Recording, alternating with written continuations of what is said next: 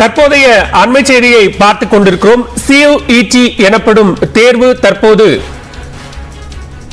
தமிழ்நாடு மாணவர்களுக்கு சிக்கலாக மாறியிருக்கிறது. தமிழ்நாடு மாணவர்கள் விண்ணப்பிப்பதில் தற்போது ஏற்பட்டிருக்கக்கூடிய சிக்கல் என்ன என்பது தொடர்பான கூடுதல் விவரங்களோடு இணைகிறார் எமது செய்தியாளர் கீதன். விவரங்களை பதிவு செய்யலாம். மத்திய அரசினுடைய பல்கலைக்கழகங்களில் இளநிலை படிப்புகளில் சேருவதற்கு குறிப்பாக காமன் யூனிவர்சிட்டி என்ட்ரன்ஸ் டெஸ்ட் எனப்படுகின்ற அந்த CUET எனப்படுகின்ற அந்த தேர்வு என்பது நடத்தப்படுகின்றது. தற்பொழுது அந்த விண்ணப்பங்கள் ஆன்லைன் மூலமாக பெறப்பட்டு வருகின்றன. அதில் 10ஆம் வகுப்பு மதிப்பெண்களை கட்டாயம் குறிப்பிட வேண்டும் என்கிற அந்த அறிவிப்பு என்பது இருக்கின்றது.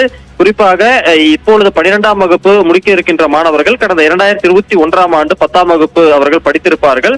ஆனால் தமிழகத்தை பொறுத்த அளவில் கொரோனா காலகட்டத்தில் கடந்த 2021ஆம் ஆண்டில் மாணவர்களுக்கு 10ஆம் வகுப்பு தேர்வு நடத்தப்படவில்லை. அவர்களுக்கான மதிப்பெண்களும் வழங்கப்படாமல் ஆல் பாஸ் கொடுக்கப்பட்டது.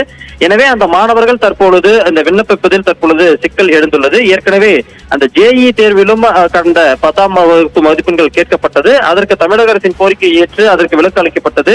அதே போன்ற விலக்கு தற்பொழுது CUET நுழைவுத் தேர்வுக்கும் அளிக்கப்பட்டால் மட்டுமே மாணவர்கள் விண்ணப்பிக்கக்கூடிய அந்த நிலைமை என்பது ஏற்பட்டுள்ளது.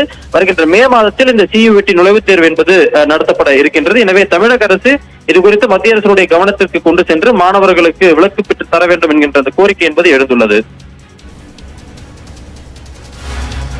நன்றி கீதன், விரிவான விவரங்களை பதிவு செய்தமைக்கு.